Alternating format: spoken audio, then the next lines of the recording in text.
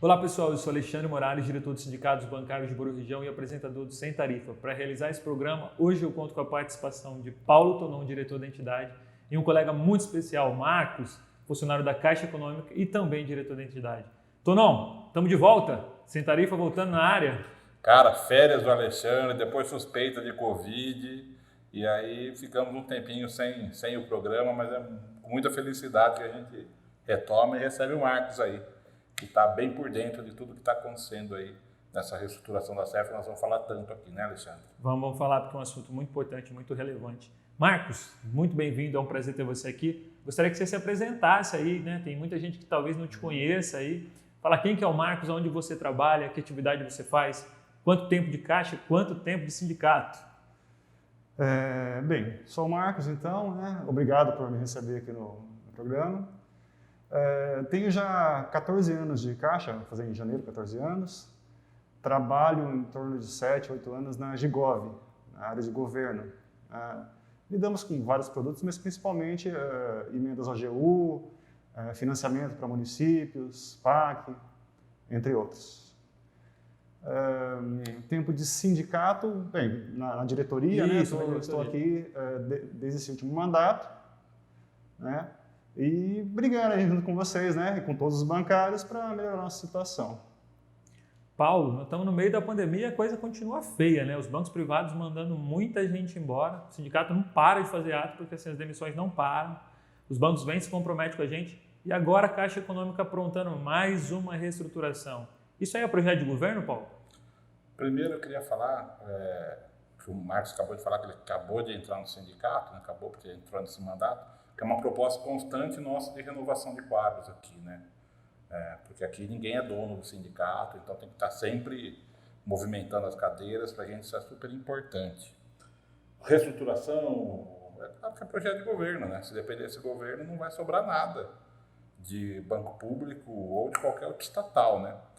A não ser que ele segure um pouco algumas coisas, porque ele já sacou que dá voto para ele em 2022, então ele está mudando algumas coisinhas, né, Alexandre? Ele está indo bem para o populismo agora, e o populismo cabe a não privatização de algumas coisas aí, em nome do benefício dele, porque pela visão de mundo dele, não sobraria nada sem estar privatizado.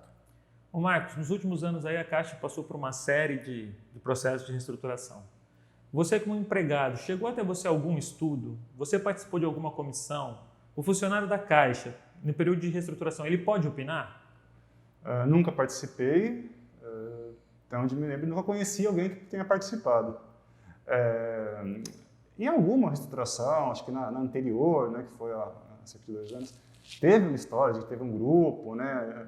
Agora, quem são esses funcionários? Não estou dizendo que não tenha ocorrido, mas o quanto eles eram representativos, né, da categoria dos bancários da Caixa, né, e de todos os setores envolvidos na reestruturação e localidades envolvidas também, já que isso abrange, claro, o país todo. Então, não, né, a impressão que a gente tem é que nós não somos ouvidos, especialmente quem está na ponta, né, que são decisões tomadas, como se costuma brincar, isso é bem coisa lá de Brasília, né? Ou seja, a pessoa que está longe do que acontece, longe do serviço, do desenrolar, do atendimento do cliente, e que toma decisões baseadas assim, em teoria, em muita pouca noção prática. Tonon, isso acontece também no Banco do Brasil? Muita decisão tomada pela diretoria que às vezes não pisou numa agência, não sabe o que se passa numa unidade, numa área meio, a galera se reúne lá e faz o que quer? É tudo igual, é a mesma coisa. Também lá não tem ninguém que tenha participado desse tipo de debate, não. Agora, isso que a Caixa está passando agora, que é o fim das áreas meias, com uma recentralização de algumas unidades, sempre é bom lembrar que o Banco do Brasil já passou por isso há 3 anos atrás, em 2017. E até por conta disso que aqui em Bauru praticamente não tem mais área meio do Banco do Brasil. Então, gradativamente, é isso que vai acontecer com o pessoal da Caixa, infelizmente. Porque você vê, o Marcos acabou de falar, olha o setor que ele trabalha. É setor que ajuda o município, é setor que promove política de desenvolvimento. Precisa não ter um setor desse no interior do estado de São Paulo? Então é essa discussão, né? Como ele bem falou. Quem toma essas decisões não sabem o que as consequências dela geram, não só da vida dos funcionários, mas também do pessoal que recebe dinheiro, que precisa disso como política de desenvolvimento, né? Ô Marcos, esses dias eu fui na SR e parece que você estava dando um curso lá para as prefeituras. Fui entregar o jornal lá e não consegui falar com você, que parece que vocês estavam dando um curso. Como é que era esse curso que vocês estavam dando para a prefeitura? Era uma capacitação em relação ao trâmite dos contratos da AGU. Né? Então, é um curso que foi contratado pela prefeitura, né, para ajudar eles a entender como é que funciona, não só a AGU, na verdade, convênios, né, tudo que tramita numa plataforma que chama Plataforma Mais Brasil, do governo federal. E é bom que a gente tinha uma estrutura para isso, né? Tinha um auditório, podia receber os funcionários de prefeitura para ter esse curso, assim como em outras ocasiões para reuniões com prefeitos e tudo mais. Agora centralizando, Marcos, esse trabalho fica totalmente prejudicado. Acho que tem duas coisas em relação a esse trabalho que dá para falar. Uma situação pontual aqui. Não é confirmado, mas aparentemente não vai existir mais auditório. Nós não vamos mais ter auditório da superintendência por causa dessas mudanças de local. Talvez esteja ocupado com o setor.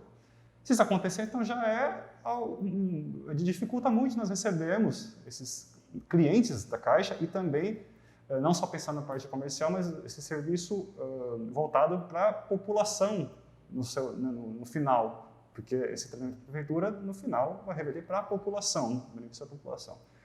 Esse é um ponto local. O outro ponto é que não só esse tipo de treinamento, como outros que a Caixa faz, centralizando, realmente a pergunta é como fica, né? Quem que localmente poderia fazer? Ou você vai ter que fazer alguém viajar com mais frequência do que ocorre hoje, porque hoje ainda tem uma capilarização, né, para fazer esses treinamentos. Então vai ter que sempre deslocar um instrutor ou deslocar todas as pessoas para ser treinadas. Ou, em último caso, não vai ocorrer treinamento, né? E com todos os prejuízos que existem por não se difundir informação, a comunicação. Realmente o prejuízo é grande. Ô Paulo, o sindicato correu aí. Semana passada a gente fez um ofício extrajudicial. Você foi um dos que elaboraram aí, junto com o Sérgio Ribeiro, a Priscila, esse ofício. O que constava nesse ofício e o que o sindicato estava pedindo? Esse ofício faz com que a Caixa cumpra o que ela assinou com a gente, né? No acordo coletivo agora de agosto para setembro, tem uma cláusula, a cláusula 13, que obriga a Caixa, antes de fazer uma reestruturação desse tamanho, a falar com o sindicato. E é bem importante lembrar que, assim, com o sindicato, não é com a federação. Porque você mesmo pode contar, né, Alexandre, que hoje você tentou contato mais uma vez com a direção do banco e a resposta deles é que eles já conversaram com a Contraf, então está tudo certo. Não está nada certo. A gente pode ir atrás da Contraf, mas não obrigatoriamente ir atrás deles. Então a Caixa tem que respeitar as representações de base, tem que respeitar os sindicatos e nos atender no nosso pedido de negociação. Não fez isso? É justiça. Hoje a gente já fez denúncia no Ministério Público, né, Alexandre? Exatamente. Bom falar isso, Ministério Público Federal, justamente denunciando que a Caixa não quer negociar esse processo. E que a consequência disso é que 250 trabalhadores serão atingidos lá no fim, né? Uma parte desses terceirizados que vão perder o emprego logo de cara e outros como o Marcos, que não sabem o que vai acontecer, né? Que a realidade é essa. Vai ficar no mesmo setor? Vai ficar em home office? Vai voltar para uma agência? Ninguém sabe. E eu acho que não sabe intencionalmente, né, Alexandre? Dessa vez eles estão segurando a informação que é justamente para tentar que as entidades sérias como a nossa, que vão para o judiciário toda vez que tem uma irregularidade, tenham mais dificuldade documental. Porque em outras estruturações nós já tivemos sucesso de barradas, né, Alexandre? Exatamente, a gente vai falar um pouquinho delas. Bom, eu queria, já que eu não tocou no assunto, eu queria dar um depoimento aqui. Semana passada nós procuramos, né, a direção das relações sindicais da Caixa Econômica e solicitamos aí uma explicação de como seria dada a reestruturação. Né, um plano que ele apresentasse a gente, porque a gente sabe que realmente a categoria, os funcionários da Caixa Econômica estão ansiosos, né, porque não sabem o que vai acontecer. Nem a chefia sabe o que vai acontecer. E, lamentavelmente, eles não nos retornaram. Hoje, logo pela manhã, nós retornamos para eles, né? Eles se desculparam por não ter ligado para nós, mas afirmaram que não vão fazer qualquer tipo de reunião para nos dar satisfação, porque eles já fizeram com a Contraficute, assim como o Paulo já falou. Um total desrespeito, né? Porque nós somos um sindicato legítimo, eleito democraticamente, temos a nossa representatividade, mas por eles saberem que nós somos atuantes, o negócio deles é sempre mais confortável, né? Explicar para a Contraficute que não vai colocar eles na parede, né? Porque, na verdade, agora a Caixa é assim. Ela se reúne lá com o comando finge que protesta, né? O comando solta nota de repúdio e daqui a pouco está tudo lá sentado no mesmo hotel assinando um acordo. É o Rodrigo Maia do sindicato. Nota de repúdio, assim não dá, agora chegou. Agora estamos no limite, Estamos no limite, já passou uns 30 limites, estamos tudo na mesma situação. Né? Exatamente. Então, assim, a falta de respeito com o bancário da Caixa Econômica, da região de Bauru, né? De Bauru aqui, os arredores, de quem é representado pelo nosso sindicato, foi realmente muito grande. Não se faz isso. Não interessa o tamanho, não interessa a cidade do interior ou não. Todos são funcionários da Caixa Econômica e todos deveriam ter um tratamento de respeito, que seria o quê? Informação do que vai acontecer. Num período de final de ano, você praticar uma reestruturação. E agora eles estão com uma novidade, não? Eles falam que não é reestruturação. Tá? Não está tendo reestruturação. Eu liguei lá, a mulher teve a cara de pau de falar, não, mas não está tendo reestruturação. Na verdade, o que vai acontecer é que nós estamos fortalecendo as agências. O papo é esse. Marcos, no dia a dia, como é que o pessoal está recebendo essa notícia, uma série de boatos, a falta de informação? Como é que está o ambiente de trabalho? Ele fica prejudicado? Muito. Primeiro, só salientar uma coisa que vocês acabaram de falar. Né?